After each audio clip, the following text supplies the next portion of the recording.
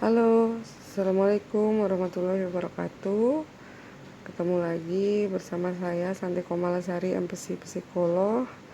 Kali ini dalam rangka pelatihan success story yang akan saya sampaikan materinya melalui video ini yang kemudian akan di share di YouTube untuk ditonton, dipelajari dan dilakukan yang kita informasikan apa-apa yang ada termasuk di dalam pelatihan success story ini. Success story pelatihan ini telah diadakan ini tahun kedua di UPT Ma'had Al-Jamiah UIN Antasari Banjarmasin. Di setiap tahunnya dilaksanakan sebanyak 20 kali normalnya, tapi tahun sebelumnya itu hanya dilaksanakan 17 kali. Satu angkatan ada 4 asrama, total ada 5 angkatan, dan biasanya di angkatan terakhir tuh dijadikan satu gitu, sehingga bukan 20 tapi ada 17 pertemuan.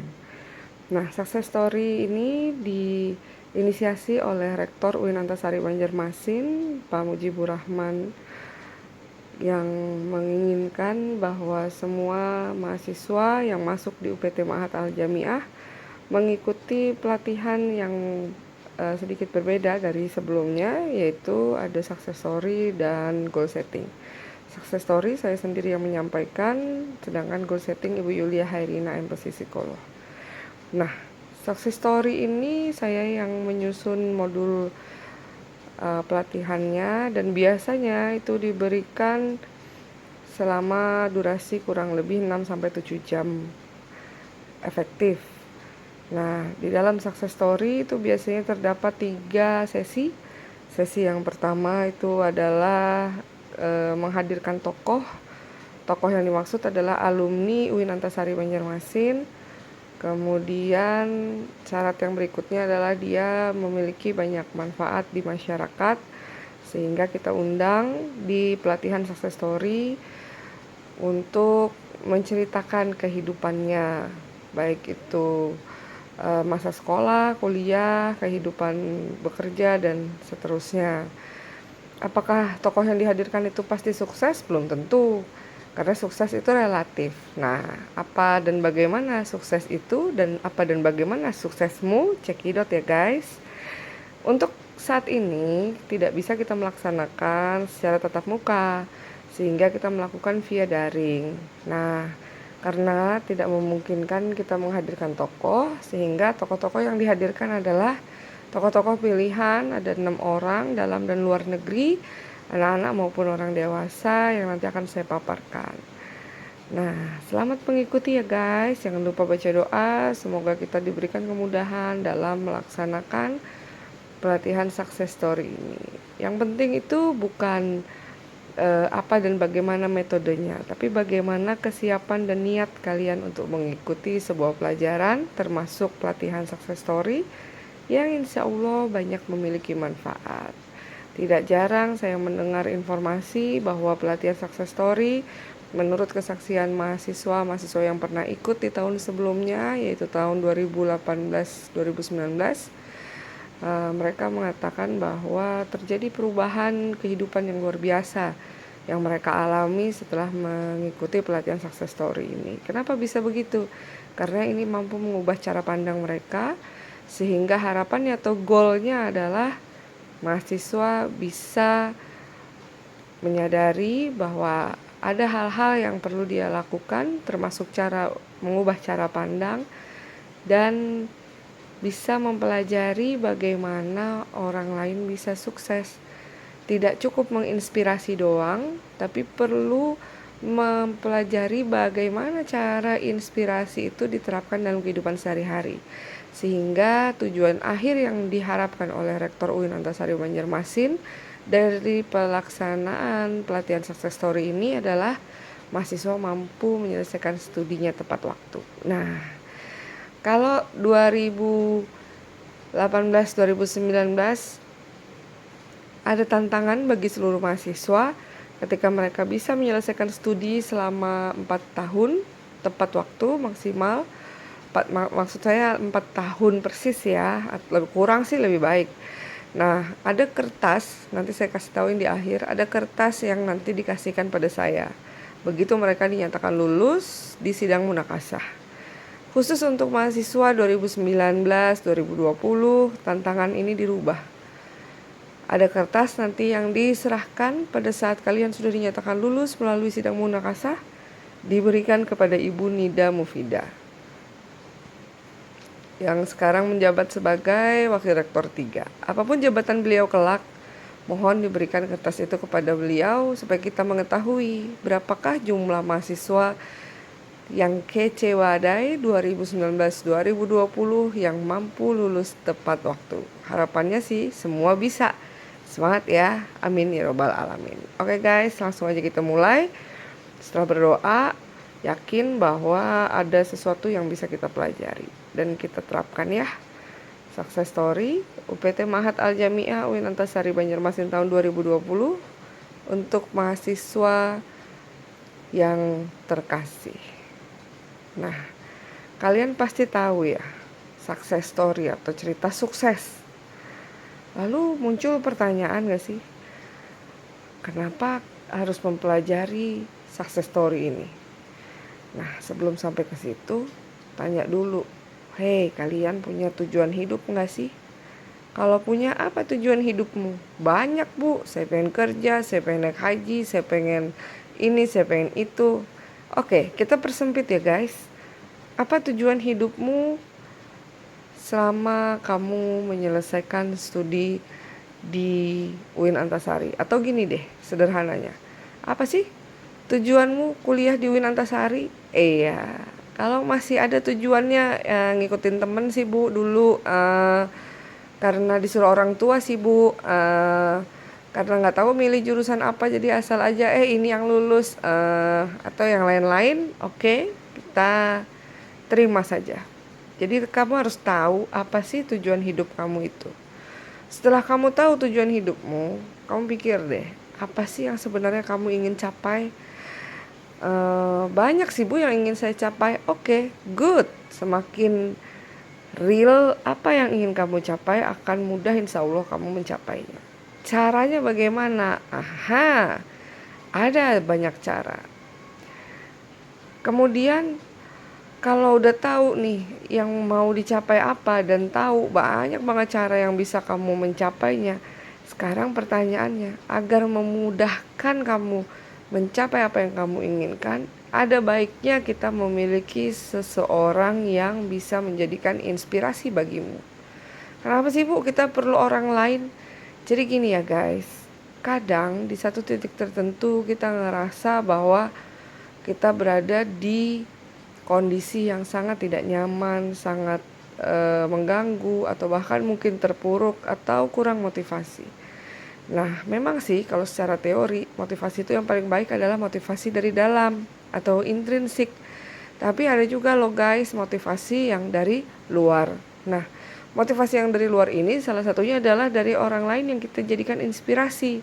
Tapi karena kita tahu teorinya bahwa motivasi itu yang paling baik dan efektif itu adalah yang internal, maka ketika kita tidak mampu memotivasi diri kita dari dalam, maka kita perlu bantuan untuk mencari inspirasi dari orang lain yang bisa memotivasi kita. Tapi ada cara-caranya, meskipun kita termotivasi dari orang lain, bagaimana caranya bisa memotivasi diri kita sendiri. Artinya begini, meskipun kita memotivasi dari orang lain, kita menginspirasi dari orang lain, ada kok caranya bagaimana supaya itu bisa kita munculkan dari dalam diri kita.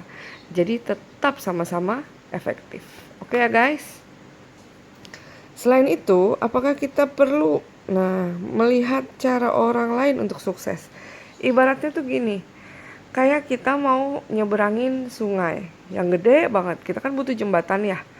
Nah, pada saat kita butuh jembatan itu, kadang kita nggak punya pengalaman cara ngebuat jembatan, tapi kita nggak bisa nyebrang kalau nggak buat jembatan, ya kan? Itu tantangan terbesar. Ada sih caranya, shortcut gitu, kita naik kapal dan seterusnya. Tapi kan kita perlu mempelajari bagaimana membuat jembatan agar benar-benar sampai dengan cara yang baik dan benar. Nah, Ada cara lain, yaitu dengan kita melihat atau mempelajari lebih dulu cara orang lain itu membuat jembatan.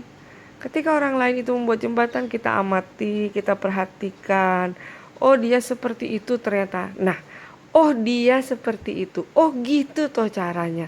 Oh ternyata seperti ini. Oh gitu. Nah, itu muncul namanya insight, guys. Guys ya, insight.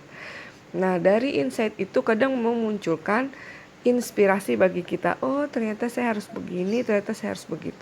Nah, tidak cukup sampai di situ aja kan, guys. Misalnya kita tahu, oh cara ngebuat jembatan kita buat pondasi dulu. Iya, itu yang kita pelajari. Insight-nya di situ, inspirasinya itu bikin pondasi. Tapi nggak cukup sampai di situ, guys. Nah, di sini kesalahan yang orang pada umumnya lakuin. Biasanya orang merasa sudah terinspirasi, wah keren banget, wow keren, wow wow wow wow wow, tapi sudah sampai di situ doang dan lo nggak mengalami perubahan apapun. Kesalahannya di mana? Kesalahannya lo ngebiarin inspirasi stop di situ doang. Terus yang bener gimana? Aha, dalam pelatihan success story ini kalian diajarkan. Don't worry guys, so check it out ya. Jadi setelah kita tahu bahwa oh cara membuat jembatan adalah membuat pondasi terlebih dahulu. Lalu kita cari tahu gimana orang-orang itu yang baik dan benar dalam membuat pondasi. Lalu kita buat rencana, tahapan-tahapan, perencanaan yang harus kita lakukan dalam membuat pondasi. Kebayang ya guys maksudnya? Jadi jangan tercengang-cengang karena inspirasi itu. Inspirasi itu ibaratnya hanya membuka pintu. Kamu melangkah untuk datang ke pintu itu, kamu memutuskan untuk melangkah masuk ke dalam pintu itu dan seterusnya, itu kamu sendiri yang tentukan. Oke ya guys, semoga sampai sini udah paham ya. Nanti kalau ada yang gak ngerti kita bisa diskusikan. Nah, sehingga pertanyaan akhirnya, apa sih success story? Check it out. Gak ada penjelasan yang paling benar terkait dengan success story. Jadi ini dari rumusan penjelasan success story menurut saya. Dari berbagai macam literatur yang saya baca. Success story adalah sebuah pelatihan yang diadakan untuk melihat bagaimana keberhasilan orang lain dalam mencapai sesuatu. Catat ya guys.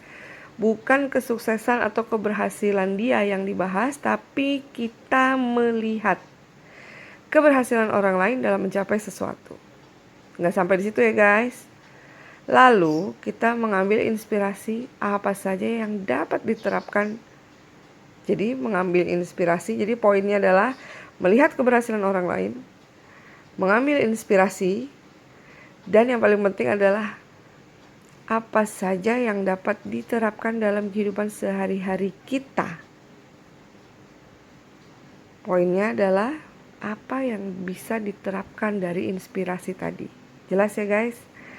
Jadi yang pertama melihat keberhasilan orang lain mencapai, bukan melihat keberhasilannya ya, mencapainya. Lalu yang kedua mengambil inspirasi.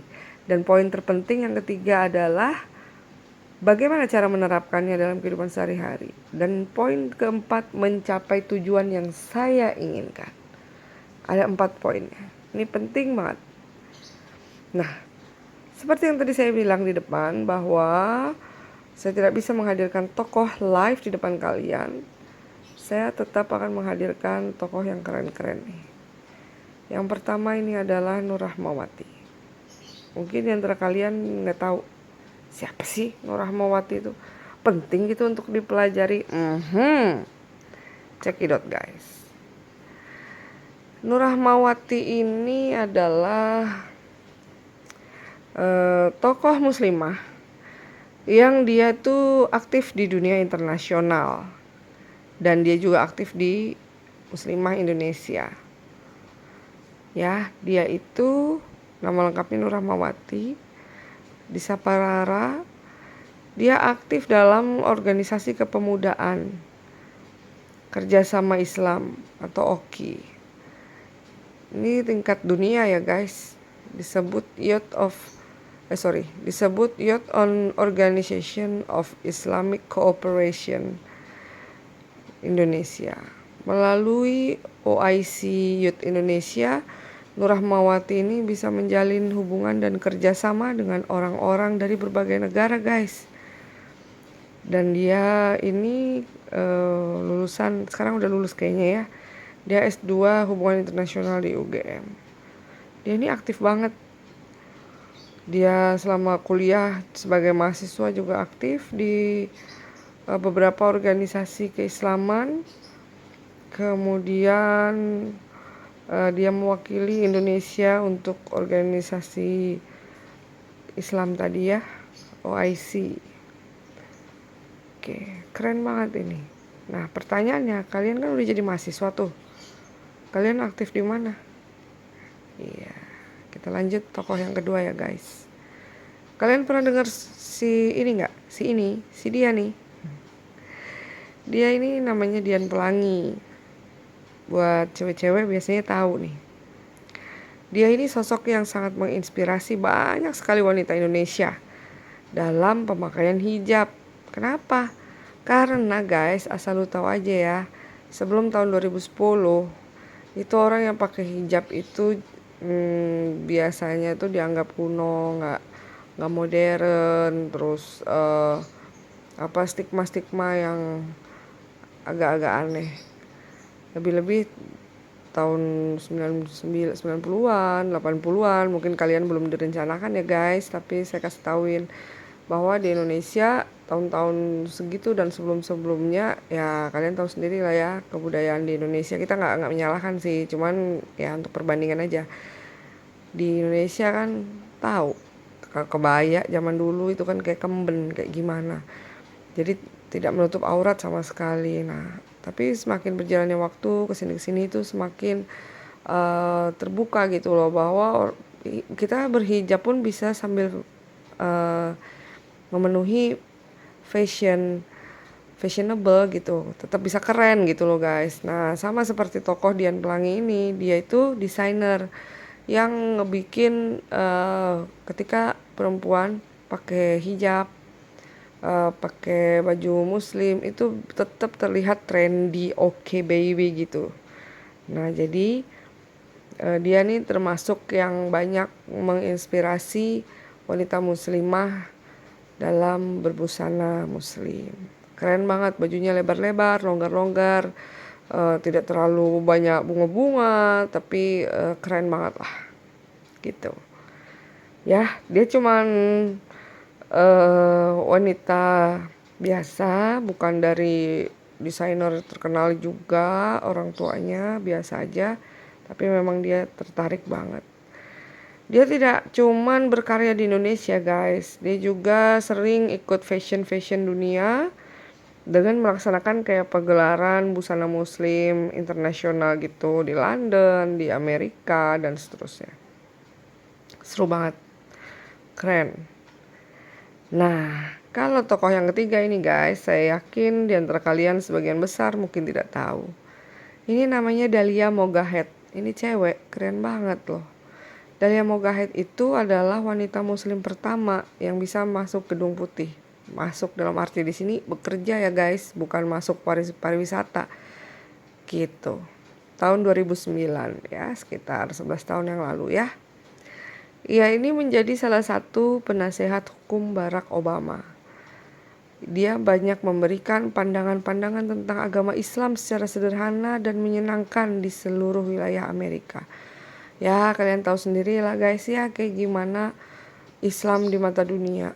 Amerika yang saya maksudkan terutama. Dahlia Mogahed ini masuk ke dalam 10 besar wanita inspiratif dunia 2015. Karena dia sangat kompetitif, objektif, dan juga kredibel dalam bertindak. Bahkan peristiwa-peristiwa keterlibatan negara-negara barat terhadap konflik di Timur Tengah, Dahlia Mogahed ini banyak memberikan pengaruh yang cukup baik dan bijaksana. Keren banget ya guys. Wanita pertama loh yang bekerja di Gedung Putih. Artinya di kepresidenan Amerika Serikat. Nah, ini keren banget juga nih. Ibtihaj Muhammad, dia perempuan ya guys. Dia lahir di Maplewood, New Jersey. Dia ini atlet anggar, Amerika Serikat dan anggota tim anggar Amerika Serikat yang meraih medali perunggu pada saat itu Olimpiade Rio de Janeiro, Brazil 2016. Dia ini dikenal juga sebagai muslim atau muslimah ya, yang dimaksud Amerika pertama yang memakai hijab saat membela Amerika Serikat di Olimpiade, guys. Nah, mungkin teman-teman apa hebatnya gitu ya. Kalau teman-teman tahu orang yang main anggar itu nggak mudah. Kalau bahasa Banjarnya sih kada gagampangan, guys. Kenapa? Karena kalau kalian perhatikan orang main anggar itu dia lompat ke depan, lompat 2 kali, lompat 1 kali, lompat 3 kali, lompat ke belakang, maju mundur nonstop seperti itu dengan menghunuskan pedangnya karena ini seni ya, seni anggar, olahraga anggar juga.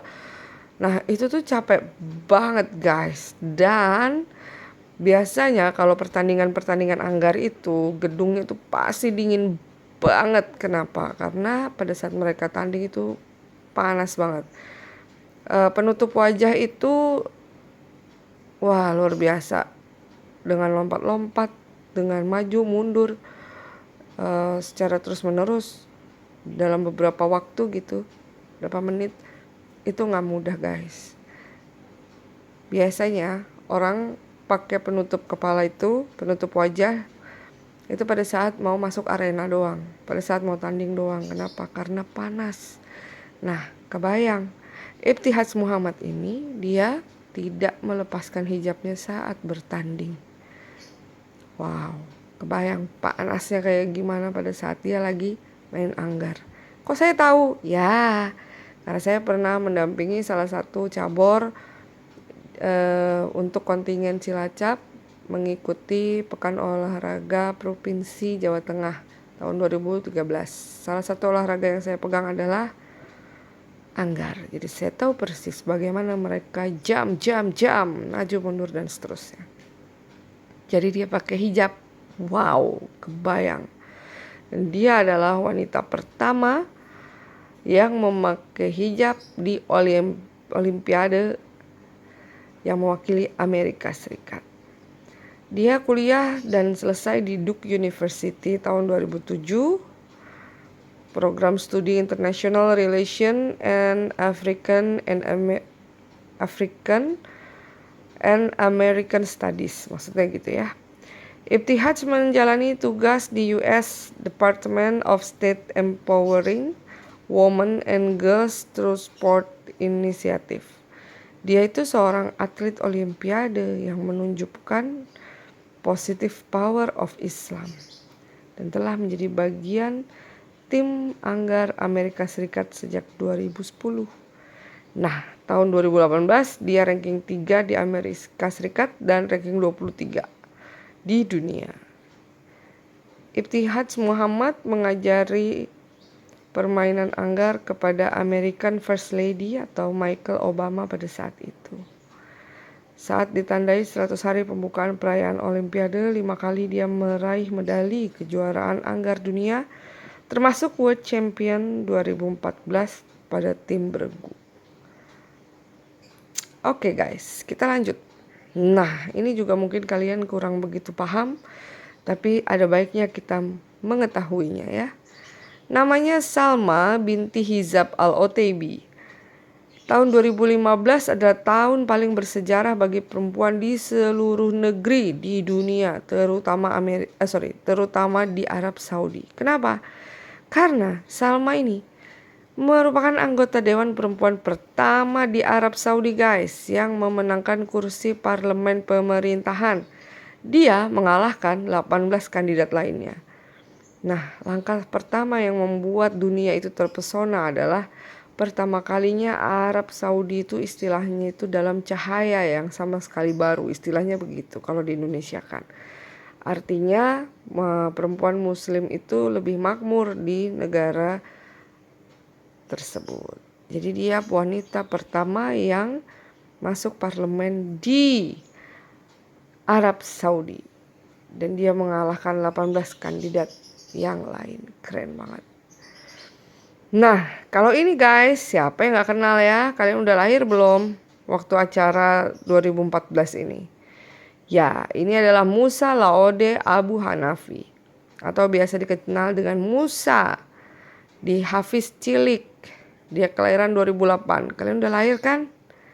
Nah, Musa ini merupakan hafiz Quran dari Indonesia. Selain menghafal Quran, dia juga hafal matan-matan hadis penting seperti Arba'in Nawawi dan lain-lain.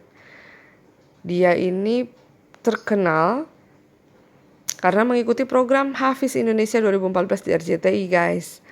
Dia juga menjadi pusat perhatian karena meski saat itu, pada saat dia mengikuti Hafiz Indonesia itu, dia umurnya 5,5 tahun. 5 tahun 5 bulan guys. Namun mampu menghafalkan 29 juz dari total 30 juz Al-Quran.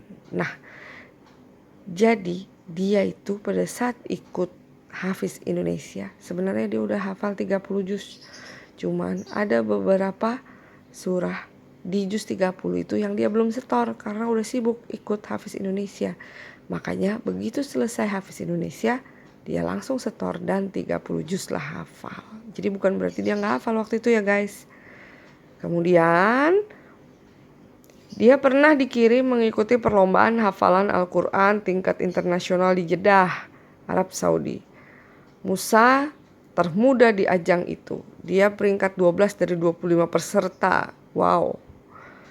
Musa juga mendapatkan nilai mumtaz, yaitu 90,83. Keren banget. Setelah perlombaan, Musa berhasil menuntaskan hafalannya. Totalnya 30 juz. Ini tadi yang dimaksud ya guys. Hal ini bisa terlaksana karena sebelum mengikuti acara tersebut sebenarnya dia cuma kurang 2 surah doang. Pada Agustus 2014, Musa memperoleh piagam penghargaan tingkat nasional dari MURI sebagai Hafiz Al-Quran 30 juz termuda di Indonesia. Dan terakhir dia juara 3 Musabaqah Hifzil Quran Internasional di Mesir. Guys, pada saat 5 tahun 5 bulan dia menjuarai Hafiz Indonesia atau Hafiz Cilik Indonesia. Kalian umur 5 tahun 5 bulan bisa apa? Nah, ini adalah contoh inspirasi yang saya berikan. Oh, keren banget ya. Keberanian Dian Pelangi itu dalam berkreativitas, itu inspirasi saya. Lalu, cara menerapkan dalam kehidupan sehari-hari ada 2 yang saya buat. Yang pertama, walaupun terkadang saya malu saat presentasi, tapi saya akan coba deh untuk lebih berani. Inspirasinya dari mana? Keberanian Dian Pelangi dalam berkreativitas. Sampai sini paham ya guys?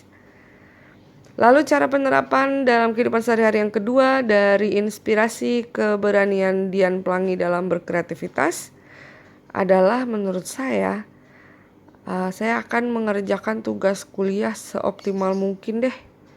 Dan selalu berusaha melakukan yang terbaik. Dian Pelangi bisa, kenapa gue enggak? Contoh inspirasi yang lainnya nih. Aku mendapat semangat kompetitif dari Dahlia Mogahed. Keren banget dia, kompetitif dan dia semangat gitu loh dalam berpacu gitu. Maka penerapan dalam kehidupan sehari-hari bagi aku nih, gak tahu kamu ya guys. Yang pertama, selalu berusaha mendapatkan nilai yang terbaik di kelas. Gimana caranya? Aku selalu berusaha nilai terbaik di kelas. Presentasi kek, ujian kek, kuis kek. Pokoknya aku pengen yang terbaik, maka aku akan belajar dengan maksimal, lebih banyak dari sebelumnya. Gitu, boleh lebih detail, lebih bagus ya guys. Yang kedua, jika mendapatkan nilai yang kurang memuaskan, maka aku akan berusaha 2 atau 3 kali lipat dari sebelumnya. Dan kesalahan-kesalahan apa yang aku telah perbuat dari hasil mendapatkan nilai yang kurang maksimal, itu aku pelajari kembali. Gitu ya guys. Nah, inspirasi yang berikutnya aku dapat dari ketekunan Musa menghafal Quran. Masya Allah. Aku umur 5 tahun 5 bulan, aku masuk TK. Masih menghafal lagu-lagu, belum menghafal Quran. Mungkin menghafal surah cuma beberapa. Aduh, mudahan kalian nggak kayak saya ya guys. Kalaupun ada yang kayak saya, ya itu kan udah lewat ya, 5 tahun 5 bulan umur kita. Di umur kita yang sekarang sampai kita mati, kita mau ngapain? Dari ketekunan Musa dalam menghafal Al-Quran, penerapan dalam kehidupan sehari-hari yang bisa aku lakukan adalah yang pertama, jika ada tugas kuliah yang sulit, maka dikerjakan sampai selesai. Karena saya punya prinsip, apa yang dimulai harus diakhiri. Yang kedua, menekuni hobi yang dimiliki, misalnya di bidang melukis, menulis. Kenapa? Karena itu yang akan membuat aku jadi tekun dan melatih diriku untuk menjadi tekun. Intinya guys, satu inspirasi dari tokoh dapat memunculkan banyak sekali penerapan dalam kehidupan kita. Ini inti dari pelatihan success story. Gampang kan guys? Oke, kalau gampang silahkan dibuat sayang. Ya, semangat. Inspirasi apa yang kamu dapatkan dari tokoh? Tokoh yang tadi aja ya, yang ada 6. Kemudian bagaimana kamu menerapkan dalam kehidupan sehari-hari? Satu inspirasi bisa banyak penerapan, bisa sampai 10. Satu inspirasi itu bisa sampai 10. Ingat ya guys, semakin detail, semakin bagus. Dan ini nanti kalian laksanakan di dalam kehidupan sehari-hari dan nanti dievaluasi seperti apa yang sudah berjalan. Misalnya dari satu inspirasi ada 2. Kalau saya tadi contohnya ada 2 ya. Ada 2. Nah, misalnya nih, Dian Pelangi kreativitas, berani dalam kreativitas. Walaupun terkadang saya masih malu untuk presentasi, saya akan coba untuk lebih berani. Nah, setiap hari aku kuliah, aku akan mencoba ini. Aku takut menghubungi dosen. Bismillah, aku akan menghubungi dosen. Nah, kayak gitu. Oh, aku sudah bisa nih ngejalanin ini. Oke banget nih. Terus dilaksanakan ya guys selama kalian kuliah di UIN Antasari Banjarmasin. Mengerjakan tugas kuliah seoptimal mungkin dan selalu berusaha melakukan yang terbaik. Terus dilakukan. Kenapa ini penting dan harus kalian lakukan? Perubahan yang kalian lakukan atau hal yang kalian lakukan secara konsisten, secara terus-menerus, itu akan mengubah kalian menjadi memiliki perilaku yang seperti itu. Kebayang ya guys? So, kalau kalian masih suka malas-malas, nanti aja, atau kalian pelaku prokrastinasi atau prokrastinator, prokrastinasi itu kebiasaan menunda. Stop guys. Zaman berubah. Hidup udah sulit sekarang di era corona. Lebih sulit lagi guys. Kalau lu seperti itu, kita akan tenggelam. Lalu, apa yang bisa kalian lakukan? Satu-satunya jalan adalah berubah biasa. Insya Allah akan memiliki perubahan perilaku yang lebih baik. Semakin konsisten, semakin kontinu, maka perilaku yang muncul itu akan menetap di diri kalian. Apakah kalian menolak untuk mendapatkan perilaku yang baik, yang oke banget? Enggak kan, yang positif? Makanya yuk ya lakuin kita mulai dari sekarang. Mulai dari diri kita, dari hal yang terkecil. Lakukan, pelajari inspirasi dari tokoh yang 6 tadi. Lalu terapkan dalam kehidupan sehari-harinya apa. Kalau udah ditulis tinggal kita terapkan. Setiap minggu, bahkan setiap hari biasakan untuk mengevaluasi. 3 ya guys jurusnya. 2 bagian dari 5 bagian kita rencanakan, 2 bagian dari 5 bagian kita action, 1 dari 5 bagian evaluasi. Selalu begini, rencanakan, action, evaluasi. Rencanakan, action, evaluasi. Kenapa kok rencanakan itu 2 bagian guys?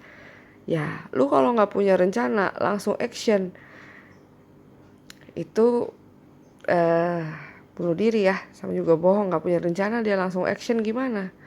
Pasti amburadul. Tapi kalau lu punya rencana gak action, sama juga bohong. Samjubo, sama juga bohong. Terus kalau kalian punya rencana tapi kalian bisa action, gak ada nih evaluasi. Sombong. Kenapa? karena kita nggak tahu apakah yang kita lakukan sudah sesuai rencana, apakah perencanaan kita baik, jangan-jangan action kita lebih baik daripada perencanaan. So 2 dari 5 bagian itu pasti perencanaan, 2 action, 1 evaluasi. Balik lagi rencana, action, evaluasi. Sama kayak gini guys, yuk dibuat, yuk lakuin, yuk evaluasi, lakukan seterusnya. Oke? Salam sukses selalu buat kita semua. Semoga Allah memudahkan segala upaya kita dalam rangka menjadi diri yang lebih baik, ya. Nah, tadi saya di depan ada bilang bahwa ada kertas yang akan kalian serahkan kepada Ibu Nida Mufidah yang sekarang menjabat sebagai Wakil Rektor. Apa kertasnya dan bagaimana kertas itu? Ada yang namanya teknik mandala, nanti yang akan saya informasikan melalui media lainnya selain media YouTube ini. Thank you ya guys, salam sehat, sejahtera, bahagia, dan jangan lupa bersyukur dalam kondisi apapun. Sarange. Assalamualaikum warahmatullahi wabarakatuh.